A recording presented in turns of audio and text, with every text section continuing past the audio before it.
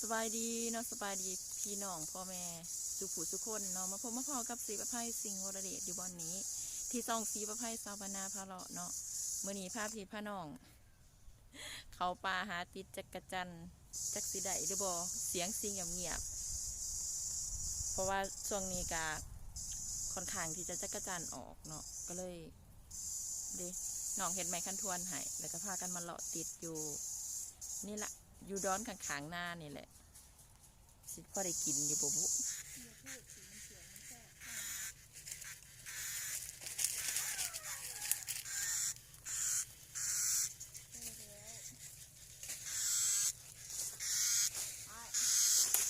มาเด้อพี่น้องติดจักรจันเลย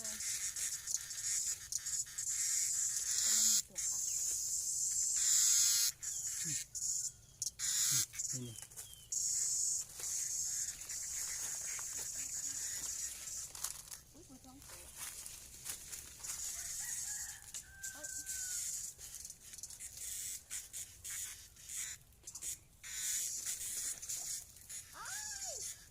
อย่างวะ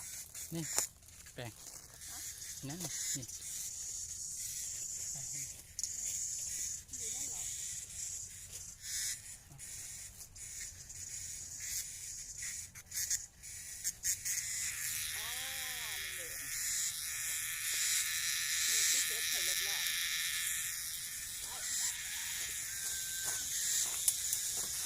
น่าจะหนึ่งไม่เก่า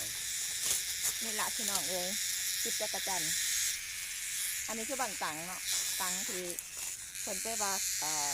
บัดยางก็ยางให้เนาะยางโพยางให้ใส่น้ำมันยางมันก็จะเอาเงี้ยวๆมาติดจักรจันได้โอ้โหเป็นยังไงเวลาอยู่ว่าแทน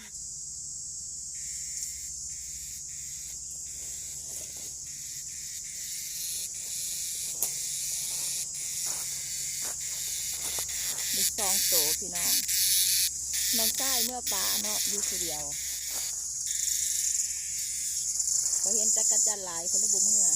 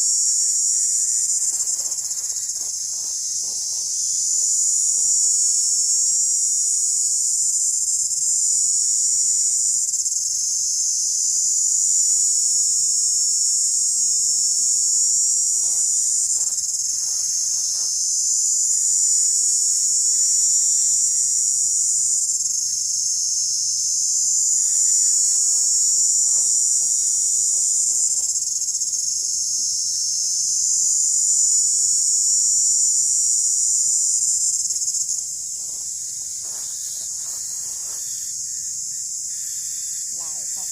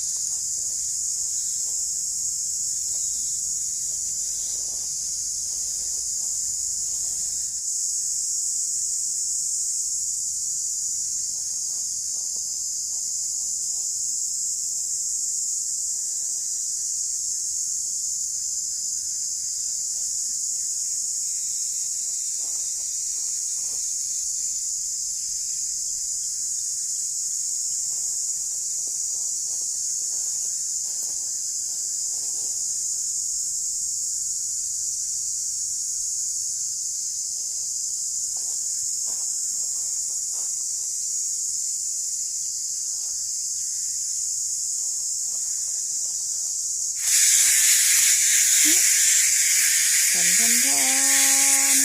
ค่ะมันเมื่อเขาเทือนเราจังสีนับว่ามันสีใดจะโต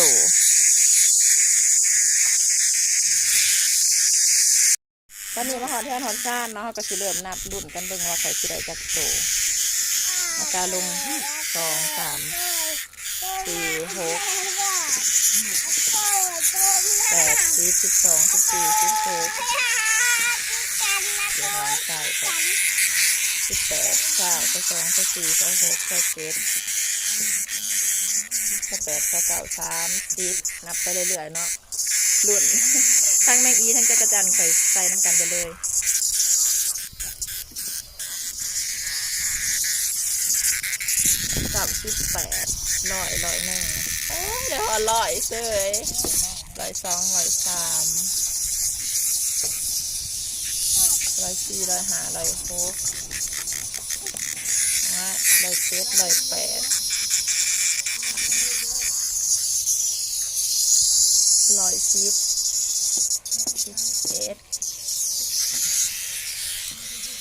112 113 114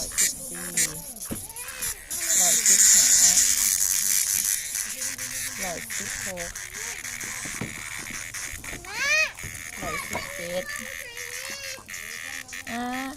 ยังอยู่ตัวนึง118 โตคือเบิดเรียบร้อยเนาะในของได้118 โตเด้อพี่น้องถึงหน้าตาสิบ่ดีแต่ติดจักรจันทร์มานอยู่เด้อเนาะ